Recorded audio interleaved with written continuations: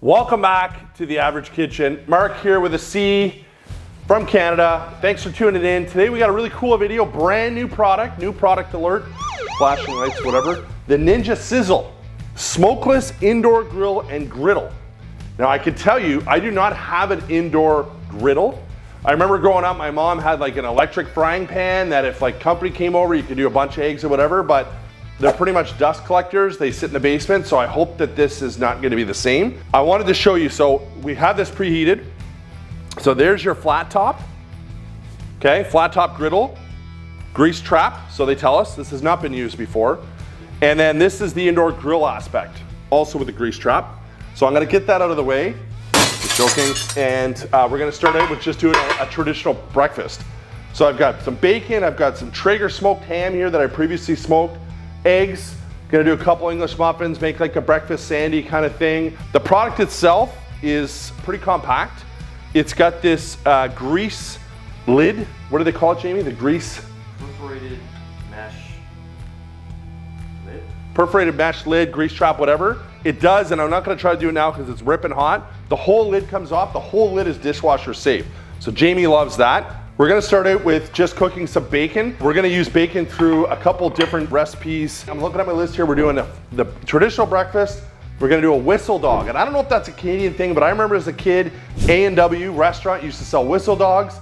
So hot dog, bacon, cheese. So I figured, you know what? Let's try doing it. We're gonna do grilled chicken fajitas and a Philly cheesesteak, all on this. So that's what we have in store for you today. So we're gonna start out with just doing some bacon. So, will that? No. So we're gonna go this way with it. Ooh, sizzle. Ooh, sizzle. Ninja Sizzle. Ninja Sizzle. So traditionally on every video, I burn myself. So we're gonna try not to do that today. The smell of lovely bacon, courtesy of Costco. Well, we bought it, but. So I must, and with that I should say as well, Jamie and I, The Average Kitchen, not affiliated to any company. This is an independent, unbiased review. Always our goal is to give you an honest review. So we got what, 2, 4, 6 large slices of bacon there.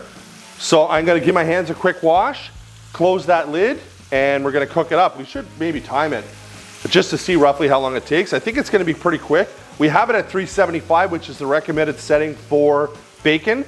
It goes up to 400 or 450? Up to 500 degrees. They do have a chart on where they suggest that you cook different things. And I'm really curious to see how this bacon trap, grease trap works. It actually kind of reminds me, especially the grill part, of the Foreman grill, which we've actually reviewed before, with that sort of funnel that funnels down the grease.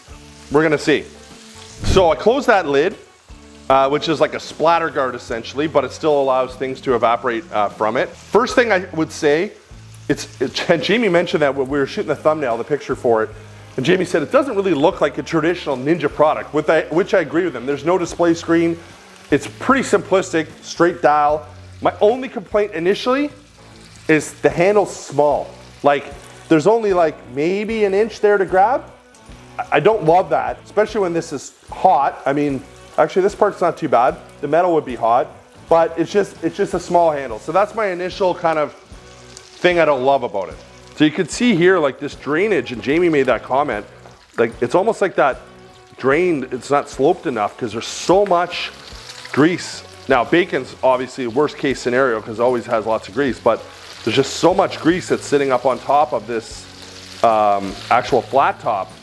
So definitely before we do anything else, we're gonna have to use a spatula or something to run all of that grease down into the trap before we throw our eggs and stuff on top. All right, bacon cook is done. Cooked it very, very nice. It's a mess here, it's a disaster. But here's the big issue. Look at this swimming pool, lake if you will, of bacon grease. Jamie, can you get that void here? This is supposed to be the spout that's supposed to feed the grease trap.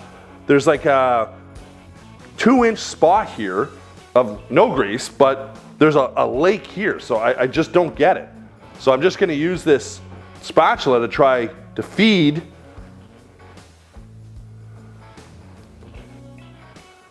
the grease trap. Now, the other big question is gonna be, when it comes time to clean this, obviously you have to make sure that your flat top is completely cooled off. But the big problem then becomes, you got to pick that up, and then somehow, it looks like there's a little gap on both ends, so I guess that might work. We could try it. You got to feed that into another reservoir container, if you will, to get rid of that bacon grease. And I certainly don't think on a flat top that this is like something obscure that we are doing here of cooking bacon on it. I mean, that's kind of what they're designed for, are they not, Jamie? Yeah. I mean, the picture on the front of the book is breakfast. So, and I mean, this is 1 pound of bacon. This is 1 pack, and we're almost maxed on our reservoir here. I'm reluctant to cook and warm up grill our ham and do our eggs in a sea of bacon grease. But we are like full on the grease trap. I mean, that might be as much as we're gonna get in there, right, Jamie? Like, look, it's starting to come out. It's flowing back. It's flowing back into the cooking surface. All right, so I think I'm gonna have to just use some paper towel and mop up some of this carefully. Like I said, I'm usually good to burn myself at least once. That scared the crap out of me. What was that? All right, so now I'm gonna have to try to attempt, and this may make for some sort of blooper reel, to attempt to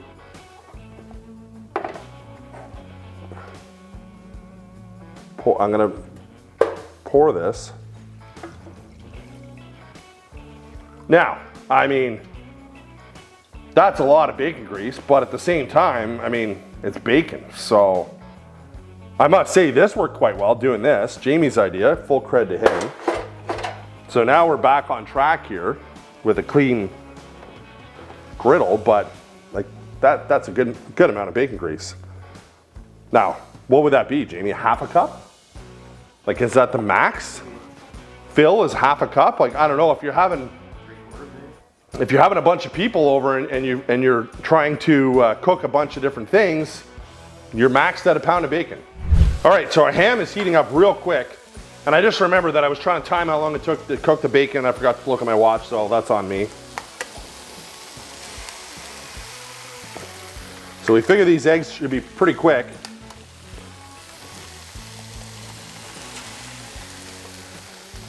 No danger of the egg draining into the trap. No, we know that. So I'm gonna throw on a couple English muffins, just face down.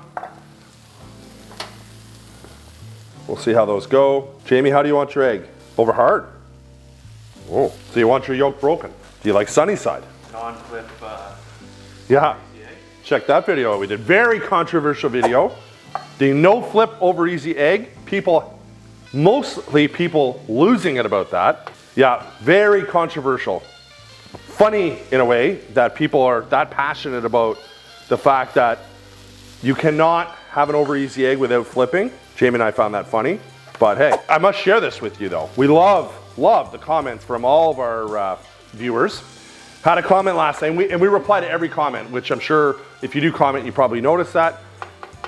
Had a comment last night from a guy on one of our videos where we actually ironically did fajitas, which we're gonna do again today, saying, this video is not for me, skipping this video. I can't trust anybody who puts onions in fajitas. So for me, I was like, what do you mean? You gotta have onions in it, but okay, everybody's entitled to their opinion. You don't want onions in your fajitas. I can live with that. Our editor Dan never wants garlic and eggs. I get it. But like to say that the video is like, you can't trust the video because somebody put onions in fajitas, come on. So we're running out of space here. Eggs are leaking. Soon to be ready to be flipped. Now we have a little bit more space. English muffins are looking kind of nice. Jamie, what do you want on that? Do you want mayo? You want butter? Butter, please. Just butter, eh? It's like my wife. She just likes butter. You're a mayo guy. Oh yeah. I don't know if I ever had mayo. Wow. I'll try it. Okay. Much like the, again, controversial peanut butter on a hot dog. Peanut butter on a hot dog. To recap the story, my brother and I used to rock that. I'm gonna say we invented it when we were kids, and it revolutionized the neighborhood. And my kids, I have 2 boys, I had them try it, and at first they were very apprehensive. They love it. So I encourage you to try it. Peanut butter on a hot dog. Unbelievable. Change your life. I think we're almost ready to build here, Jamie. I may try to sneak in a couple pieces. Look, we're gonna talk about that, the size here. It's not massive. We're gonna sneak in a couple pieces of bacon. I do have a tape measure. We are gonna measure the size of that. Let me get kind of my workstation cleaned up here and let me build a couple breakfast sandos. All right, let's build these. A little bit of mayo. Again, new for Jamie. Told him, change his life. And by the way, we love your comments, and I love knowing where you're from, because I've been to 42 countries now in the world, Southeast Asia, 20 countries in Europe, and love travel, and I love hearing where people are from and learning about different food culture and their cultures themselves. It's sort of a thing I absolutely love. All right, so a little bacon going here. And the ham, I think we'll just have it on the side. The ham cooked quicker than I thought, so maybe I should have put it on a little bit later than I did, but that's okay. Down to that grease trap where nothing else goes. I don't know why it makes those popping sounds. Like it sounds like something's gonna explode. Jamie, engineer, right? Now the English muffin is not toasted, of course, but it's nice and warm, which is kind of nice. So I mean, I think I should try it. Well, let me bite off the ends here.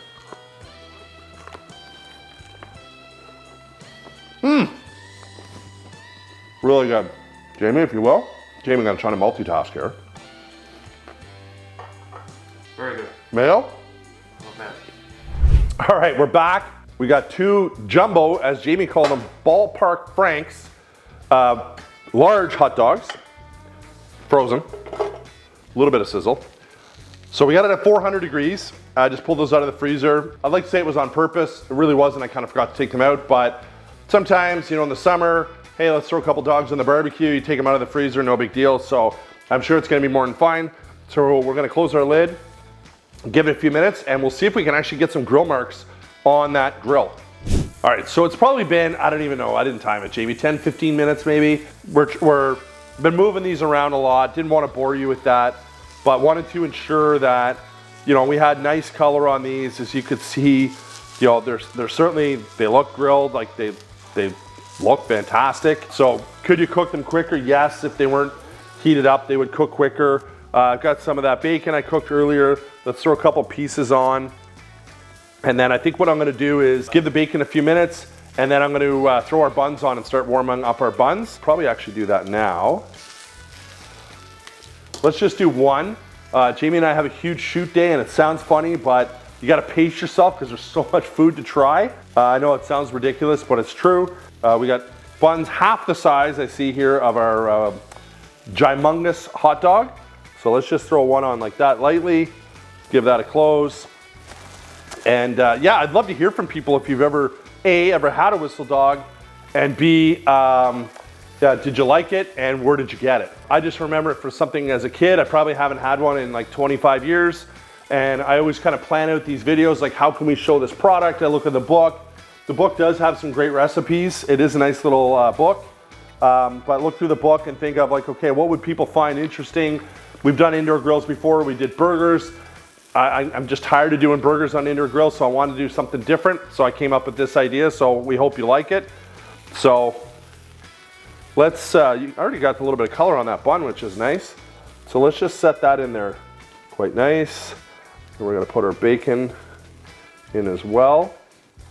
And then I've just got some grated cheddar that I'm gonna try to spin that around so you can see it better. I'm gonna try to melt a little bit of the cheddar if I can. Just, like I said, just grated cheddar. Gonna make a mess of that grill, which is not what I wanted to do, but. All right, I was a little ambitious, hoping the cheese would melt. It is starting to melt a little bit. If you're a fan of the show, which we hope you are, there's always the mystery, what's the ketchup lid gonna look like as courtesy of my kids? Let's see.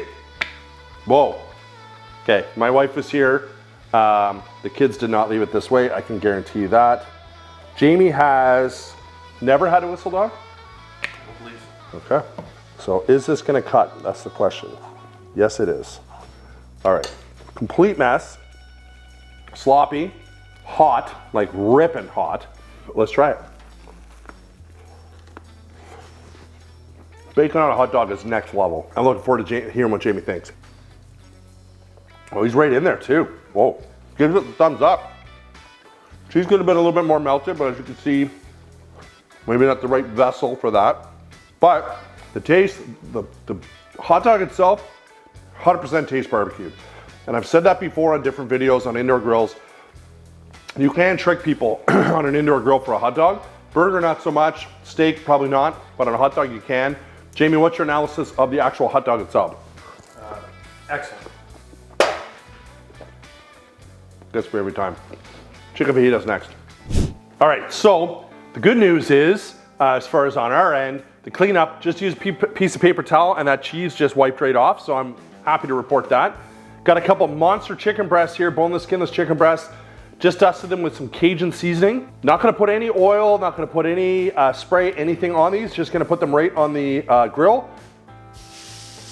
So I suspect that these are probably gonna take a little bit of time to cook because they're pretty big. But we're gonna probe them as well to make sure that they're cooked thoroughly, and when they're almost done or when they are done, we're gonna throw a bunch of peppers and onions right on this grill. We really hope this should make a really nice meal. All right, so we figured, you know what, let's just try to film the initial flip. We don't wanna bore you guys with the whole cooking process of the chicken itself, but is it gonna stick is the question. No, it's not. All right, some nice grill marks there. Hey, Jamie? Yep. All right, so pretty decent looking. That was, Jamie and I estimated, we didn't time it. That was maybe 8 to 10 minutes, maybe. So I think I'll set a timer because I don't want to overcook them for another 7 or 8 minutes and see what temperature we have. Let's probe let's probe them both and see. Got my trusty meat probe here, which we've shown on many, many videos to be very accurate and consistent. So we're showing 145. We want to get to like the 165 range. So that's showing 170. Not sure why one side would cook. Maybe I misprobed that one. Let's try it on a bigger end here. All right, so quite a difference between the chicken. 170 on one, 155 on the other. Maybe I'll just switch them sides. I wouldn't think that one side should be any hotter than the other side. But let's give those a little bit more time. This one technically is done. Let me try it again. Yeah, that one's done. Well, I don't have any answers for that as to why one would be done and one is about 25 degrees away from being done. So I think the one here, I'm gonna pull it off. Just gonna throw it on a plate, maybe throw a little foil over it, let it rest. And we'll get the other one to finish and then we'll do up some veg. All right, so our 2 chicken breasts are done. You can see the one is still ripping hot. While those rest, we've got some peppers and onions here. And let's just throw those on. Probably gonna hit these a little bit of salt and pepper and give those a few minutes to grill up, which should be nice. All right, so just prepping our other stuff. This Philly cheesesteak we're gonna do next. Got my steak prepped. As you can see, our veg look really, really nice. Chicken looks fantastic. So I'm just gonna transfer all of the veg over to the plate with our chicken here and get that steak on. So I think what we're gonna do, and there was a bit of a debate here between Jamie and I think what we're gonna do is we're going to grill the steak and then we're gonna use the flat top for the mushroom and onions and everything else for the Philly cheesesteak. The debate was, would you just put the steak on the flat top? And my question to Jamie was, if you had the option to grill or flat top, what would you do? Grill. Well, we have both here, so we might as well grill it, right? And we can just switch out the 2 pieces. Now the book did say, and I don't really know the ins and outs of that, but the book did say that the flat top is not available on all models, or not, what did it say? Griddle plate not included with all models, which to me kind of defeats the purpose. I guess then it's just an indoor grill, I guess. So my other complaint other than the handle with this is these grills. I wish it would have came with some sort of like tool to run down all the little grooves here to clean them. And in this case here, there's all these little pieces of onion that are getting stuck. So we're just gonna Push those down into our famous grease trap that doesn't trap a whole lot. And we got the grill still warming up. Now, of course, the one thing to also keep in mind here versus some of the other Ninja indoor grills that we have, you lose a lot of heat. So of course you have this lid closed to try to trap your heat, but there's all these venting holes here as well. So you're not gonna get, by any means, you're not gonna get that cycle of heat running through it. It's just gonna be pretty much all at the grill itself. So I'm gonna put that up probably about 450. That looks fantastic. We'll probably bite in to try that. I got my steak seasoned here with a little dry rub and gonna give that a few more minutes to heat up, and we're gonna slap our steak onto our grill. So of course, cooking steak is subjective. Everybody likes their steak cooked differently. I like medium rare. I know Jamie likes medium rare. In my household, that's generally what we eat. I know on my barbecue roughly how long that takes to get to that desired cook. So I'm gonna try to keep a close eye on this by probing it to see if we can get it close to that amount of that temperature. You can see it's starting to smoke a little bit here. We're at a pretty high heat at the 450. So let's get that on. It's a nice sound. We'll get that grilling and we'll get some things cleaned up and we'll try our fajitas. All right, so before we try our fajitas here, I think we've proven that the smokeless aspect of this is possible. If you cook anything with any kind of fat in it or grease, it's gonna smoke. I mean, that's a pretty lean steak and it's smoking. The chicken breast didn't smoke, but I mean, it's pulling the skinless chicken breast. But anyway, so let's have a look at how that looks. All right, so it looks pretty good. A little bit of char there. All right, so let's let that continue to cook. I don't have my phone. Jamie's gonna set a timer so we don't forget about it. 4 more minutes maybe.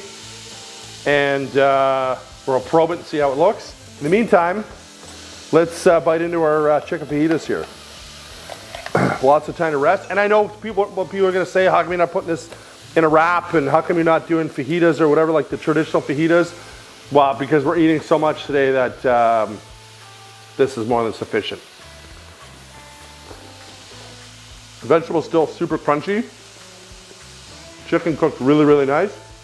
A little bit of kick from that Cajun spice. It's fantastic. As we're working through our smokeless video here, I figured it'd be a good time just to measure this griddle before we put it back on. It is 14.5 inches wide, 11 inches deep. It's got high shoulders, unlike me, shoulders like a brook trout. So you're not gonna have any spillage. But as we mentioned, our little trough, it's just not tilted enough to force everything down into the trough. So 14.5 inches.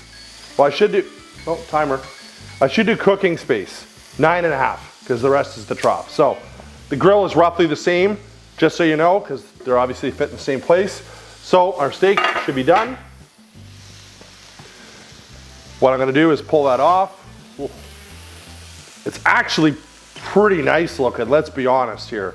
So I'm a big fan, massive fan of tenting my protein with a little bit of foil and giving it plenty of time to rest. Gordon Ramsay always says that your meat should rest for as long as it took to cook it, because you may or may not know that if I took that steak right now and cut into it, a lot of people think it's blood. It's not blood. All the juices that you've collected in there by searing that beautiful steak are just gonna run out of it and it's gonna be dry.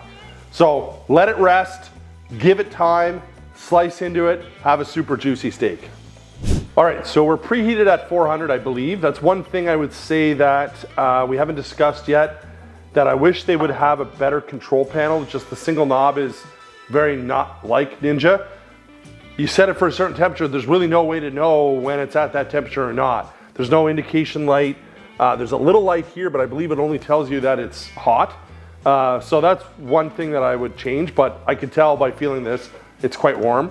So I'm just gonna add a little bit, just a little bit of avocado oil, and I don't have to worry about this going anywhere because we know it's definitely not gonna go down into the drain. Got some sliced mushroom here and some sliced onion.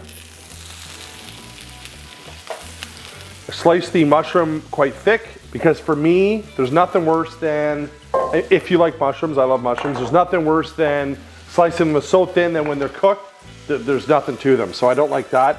Gonna hit this with some salt and pepper. So essentially what we're gonna do here is we're going to grill our mushroom and onions. I've got this beautiful piece of garlic bread, baguette, that once our mushroom and onion are close to being done, We're gonna slice that steak that we previously cooked. We're gonna get our bread onto the griddle. We're going to essentially stir fry our mushroom and onions and steak together, put some cheese over top. This is the health meal. Cheese over top, and then we're gonna layer it into that baguette and make an epic sandwich. So as you can see in very short order here, our mushroom and onions are looking fantastic. Really, really, really nice. So I'm going to open up our steak that we tented here that we cooked not that long ago. Looks really nice. Funny, I just had a comment as we were taking a little break here on another video from a guy that says, why are you guys so obsessed with chicken? You never cook steak. So not really entirely true, but at the same time, kind of ironic that we're cooking a steak right now. So I think that, I mean, I don't know if you consider that perfect medium rare. To me, I think it looks really good. Jamie, thoughts, please? Yeah. We're going to throw our steak on with some cheese and get our garlic bread on, and then we're gonna build a sandwich. All right, so I'm gonna go grab some steak. Gonna put that into the mix here.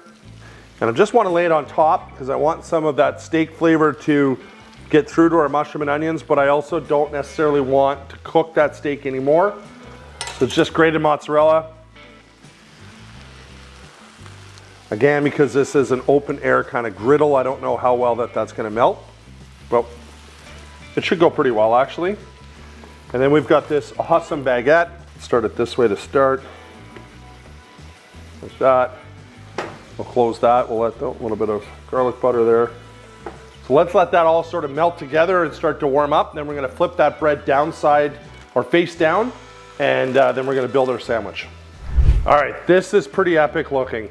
Like, I'm not gonna lie. All right, so now, best way to transfer all of this goodness over.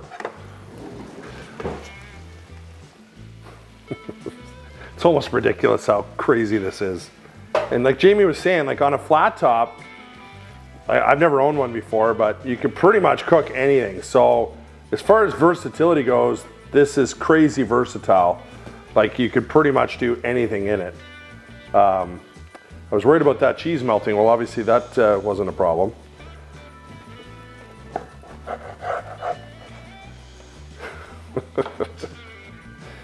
Well, I mean, wow, that is so hot. That needs a minute to cool off. All right.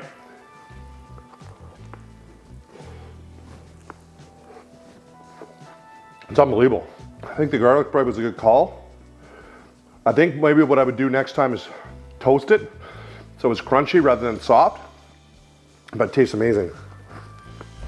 Jamie and I came up with this scoring matrix quite a few episodes ago, we'll say 20 episodes maybe ago, where we have 6 different categories where we're rating these products, and we're trying to be consistent across the board. This product was $139 US, which is actually not that bad for what you get. It's an indoor grill and a flat top, and as mentioned in the video, the options are endless on flat tops. You can cook eggs and proteins and potatoes, you name it, you can cook it on there. So we gave that a 7.7 out of 10.